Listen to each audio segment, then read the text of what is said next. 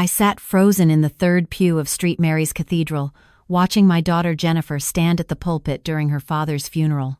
My hands trembled in my lap as she cleared her throat, and I thought she was about to share a memory of Richard. Instead, she smiled at the crowd of 200 mourners and said the words that would shatter everything. "I want to thank you all for being here today to celebrate Dad's life. Before we continue, I have some news. Dad and I discussed this extensively before he passed, and he wanted me to share it with all of you now. Our family's bookstore, Chapter and Verse, which has been in our family for 42 years, will be transitioning to new ownership. Dad signed the papers 3 weeks ago, selling it to the Heritage Development Group for $3.2 million. It was his final wish to see the business go to someone who could take it into the future." The room erupted in murmurs. I heard someone behind me whisper, "That's wonderful." Richard was always so forward-thinking. Another voice, "What a generous man, making sure the business would thrive." I couldn't breathe. My vision blurred. Jennifer was still talking, something about honoring our father's legacy, but the words sounded like they were coming through water. I had run that bookstore for 23 years. Not Richard, me. Richard had his stroke in 2001, just 3 months after we celebrated our 30th anniversary. He was only 56. The doctors said he'd never work again. His left side was paralyzed, his speech slurred, his memory spotty. So I did what any wife would do. I stepped up. Before the stroke, Richard had been the face of Chapter and Verse. He loved chatting with customers, hosting author events, selecting the new releases. But the day-to-day operations, the ordering, the finances, the staff management, that had always been my domain. After the stroke, I became everything: owner, operator, caregiver. Jennifer had been 29 then. She'd gotten her MBA and moved to Seattle for a consulting job. She'd visit twice a year, stay for a weekend, complain about the dated wallpaper in our house, then fly back to her life. Our son Michael had been better about visiting, but he lived in Boston with his family. He had his own battles to fight. For 23 years, I woke up at 5:30 every morning. I'd help Richard with his morning routine, get him settled in his recliner with his breakfast and the newspaper he could no longer really read, then drive to the bookstore. I'd work until 6, come home, make dinner, help Richard with his evening routine, then collapse into bed. Weekends were the same, except the bookstore closed at 5 instead of 6. I never complained. Richard had been a good husband before the stroke. We'd built that bookstore together, starting with a tiny storefront on Maple Street in 1982, then moving to the beautiful historic building on Main Street 10 years later. It had been our dream, our baby before we had actual babies. The bookstore had weathered Amazon, weathered e-readers, weathered the 2020 pandemic. Other independent bookstores in town had closed, but Chapter and Verse thrived. Why? Because I adapted. I added a coffee bar in 2007. I started hosting book clubs and writing workshops. I cultivated relationships with local schools. I made that store a community hub. And Richard knew. Even with his limited speech, even with his confusion, he knew. 2 years ago, on our 52nd anniversary, he'd gripped my hand with his good right hand and struggled to say, "Yours, store, yours." I'd kissed his forehead. "It's ours, honey." He'd shaken his head, frustrated, trying to form words. Finally, he'd managed, "You, worked, yours." I'd cried that night, not because I needed him to say it, but because he had. Now, at his funeral, Jennifer was announcing she'd sold my life's work. The service continued in a haze. I don't remember the eulogies, the hymns, the burial. I moved through it like a ghost. At the reception at our house afterward, people kept approaching me with sympathy. "I'm so sorry for your loss, Margaret. Richard was such a wonderful man. You must be so proud of how Jennifer handled everything." That last one came from Helen Winters, Richard's sister. She squeezed my hand. "It's such a blessing that Richard made arrangements before he passed." Jennifer said he was very clear about wanting to sell the store. "You must be so relieved you won't have that burden anymore." I opened my mouth, then closed it. What could I say? That Jennifer was lying? That Richard couldn't have made those arrangements because he could barely sign his own name anymore? That would sound bitter, jealous, greedy. I found Jennifer in the kitchen, directing the catering staff. She'd flown in from Seattle 5 days ago, the day after Richard died. She'd taken over everything, the funeral arrangements, the flowers, the reception. At the time, I'd been grateful. I'd been too grief-stricken to function. Now I saw it differently. "Jennifer," I said quietly, "we need to talk." She glanced at me, then at the caterers. "Mom, can it wait?" "I'm in the middle of something." "No," I said, my voice stronger than I expected. "It cannot wait." She sighed and followed me to Richard's study. I closed the door behind us. "What is this about selling the bookstore?" I asked. Jennifer's expression was patient, like she was dealing with a confused child. "Mom, Dad, and I discussed this multiple times over the past year. He wanted to ensure you'd be taken care of financially. The Heritage Development Group is offering $3.2 million. After taxes and fees, you'll have close to $2 million. You can retire, travel, relax. You've been working yourself to death for over 2 decades. Your father never discussed this with me. He didn't want to worry you. You had enough on your plate. He couldn't have discussed it with you. Jennifer, your father hasn't been capable of having complex conversations for years. You know that." Jennifer's jaw tightened. "Are you calling me a liar? At Dad's funeral?" "I'm saying there's been a misunderstanding." "There's no misunderstanding.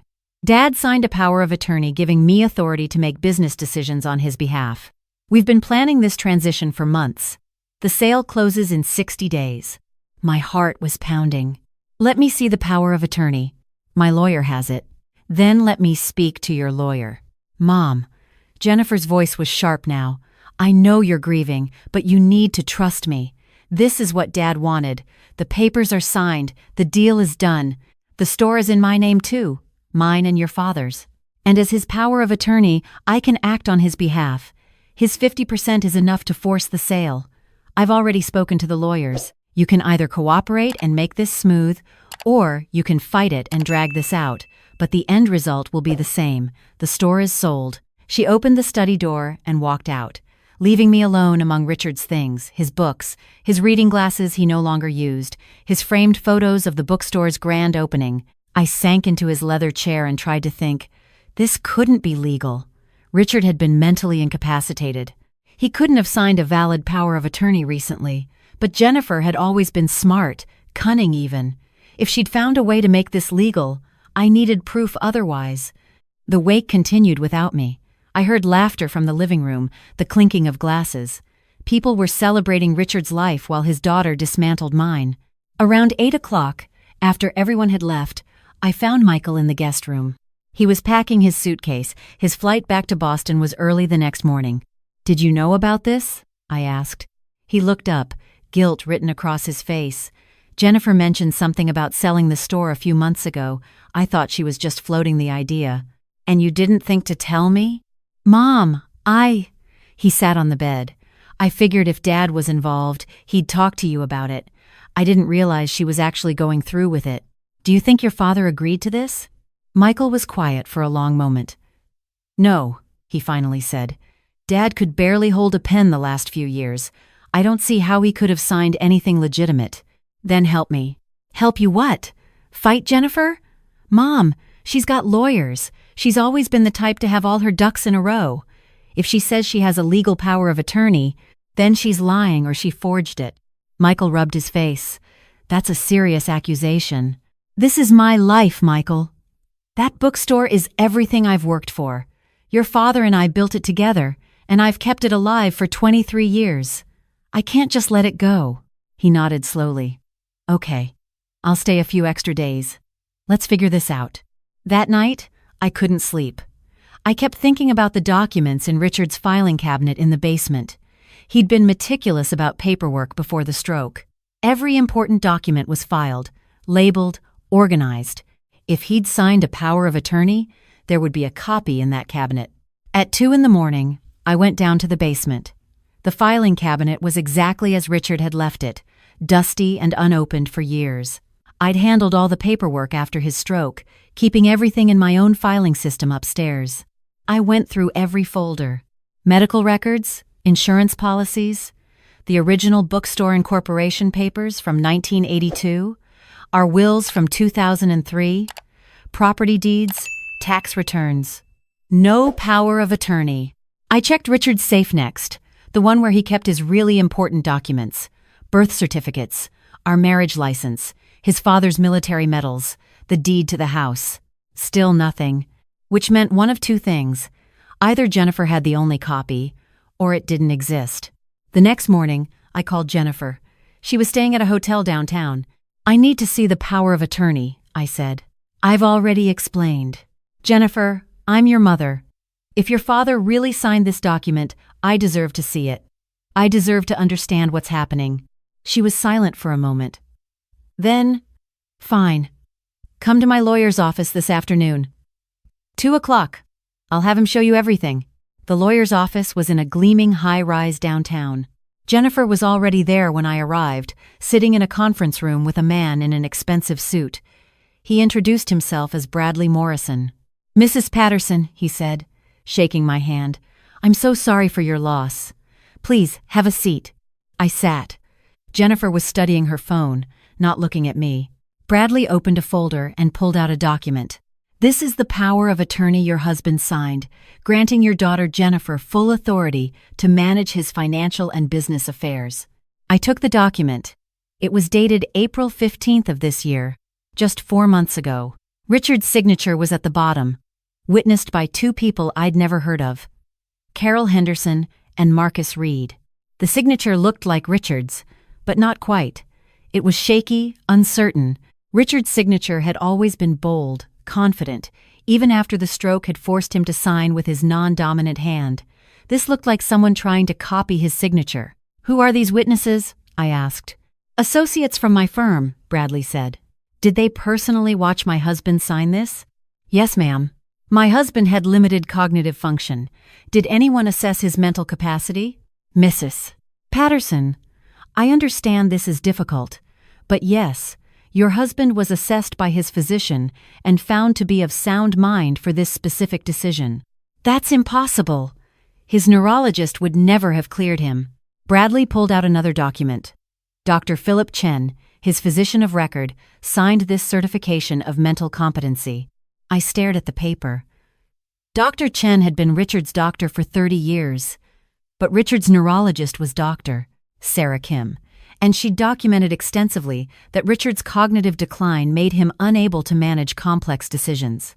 "Dr. Chen is his general practitioner," I said, "not his neurologist. He wasn't qualified to make this assessment." "Mrs. Patterson," Jennifer said, looking up from her phone, "you need to accept this. Dad wanted this. The store is sold. Fighting it will only cost you money and make everything more painful." I looked at my daughter and barely recognized her. When had she become this person? Where was the little girl who used to help me shelve books in the store, who'd curl up in the reading nook with a stack of picture books? "I need copies of everything," I said to Bradley. He nodded. "I'll have my assistant make copies for you." I left that office with a folder full of documents, but none of them felt real. They felt like elaborate forgeries, a constructed narrative designed to steal everything I'd worked for. Michael met me at a coffee shop near the bookstore. I spread the documents across the table. "Something's wrong," I said.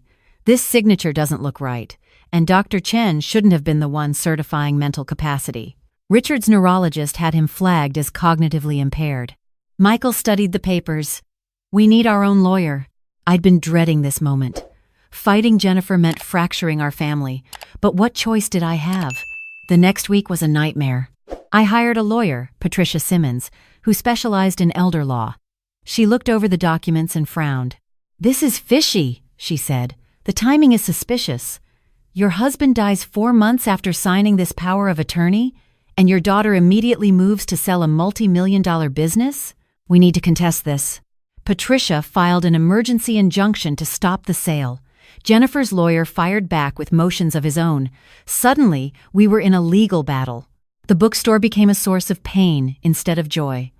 Every time I walked through the door, I thought about losing it. Staff asked me what was happening.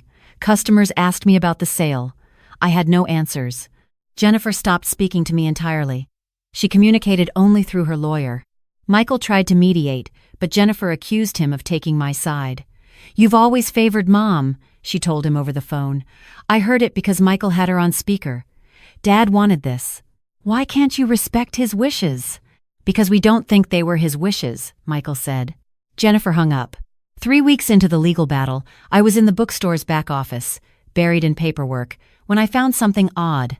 I'd been going through Richard's things from his old office, a small room on the second floor that had essentially become storage after his stroke. In an old briefcase, beneath some book catalogs from 2006, I found a journal, not a business journal, a personal one. The handwriting was shaky but clearly Richard's. He'd been keeping this journal for years, dated entries going back to 2005. Most entries were short. Observations about his day, frustrations with his failing body, expressions of love for me. I flipped through, tears blurring my vision, until I reached the entries from this year. January 3rd. Jennifer called today. First time in 6 months. She wants to talk about the store. Asked me to sign some papers. Told her no, store is Margaret's. She earned it. February 21st. Jennifer visited. Brought papers again. I refused.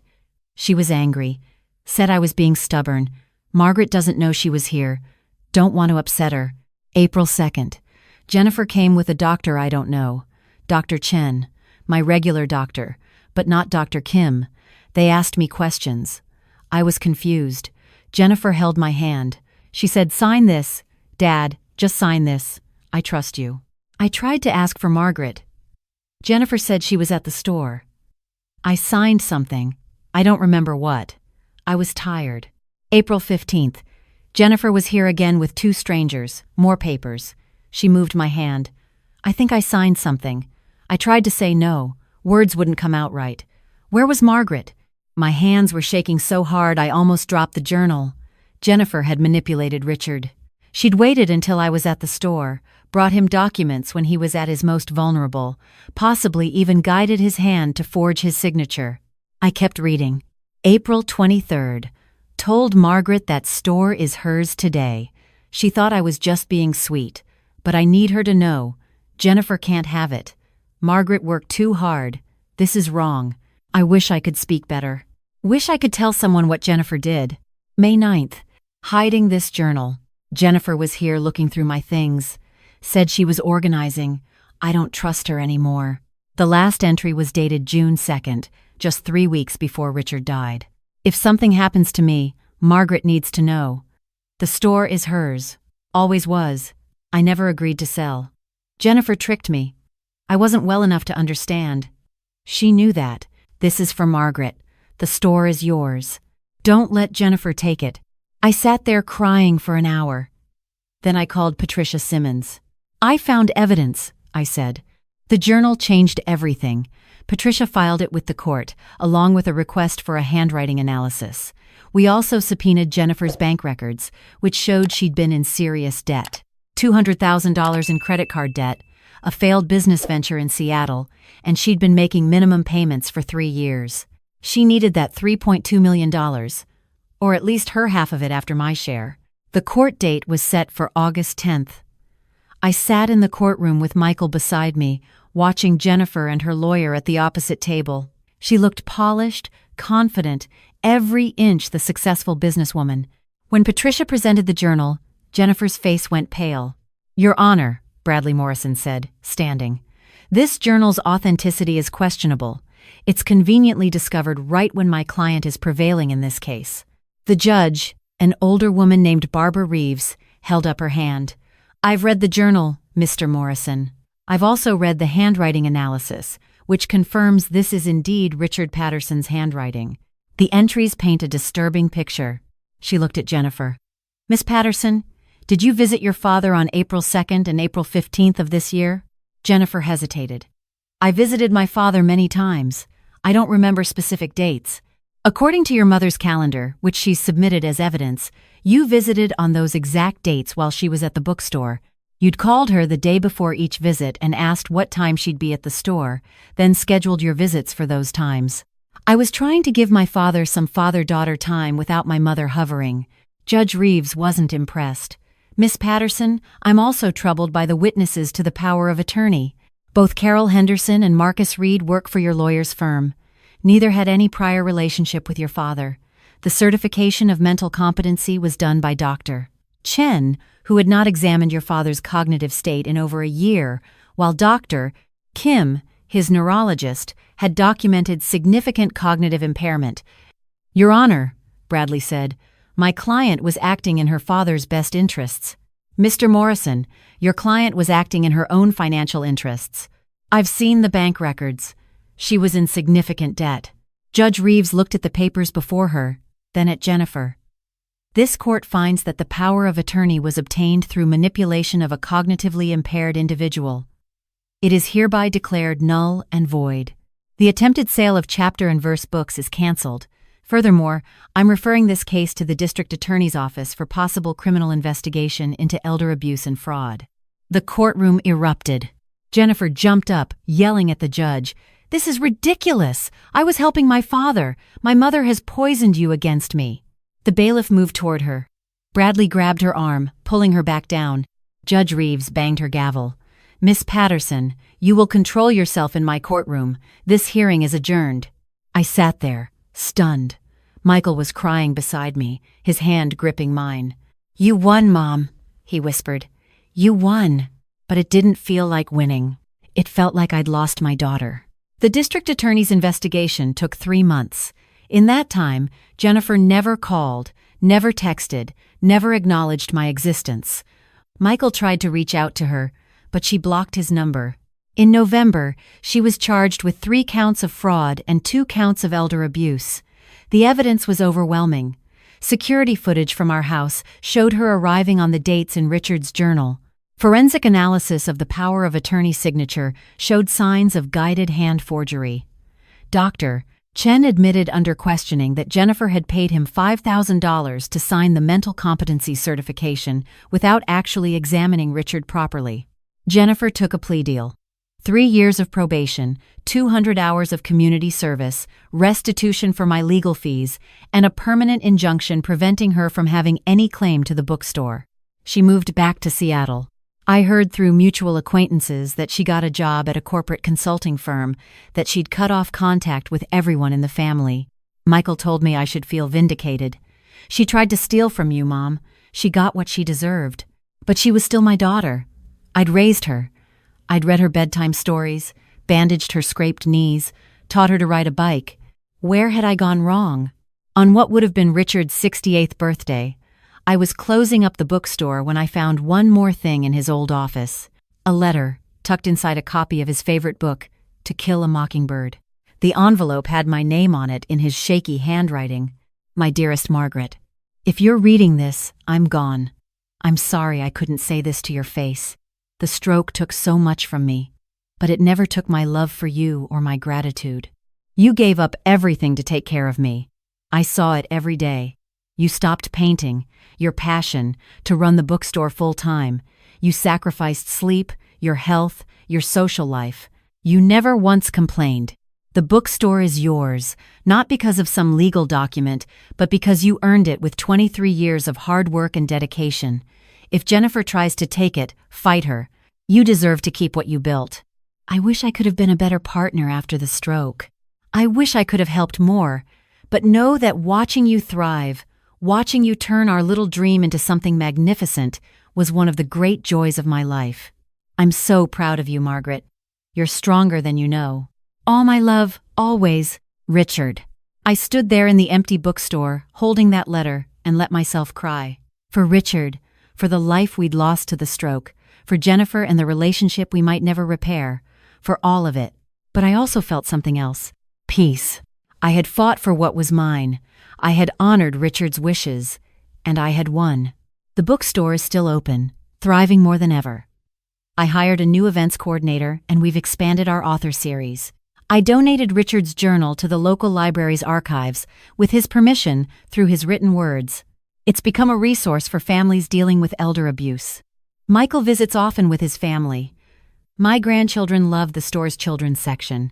They don't know the full story of what happened, and maybe one day I'll tell them. Or maybe I won't. Maybe it's enough that they see their grandmother running a successful business, that they understand the value of hard work and integrity.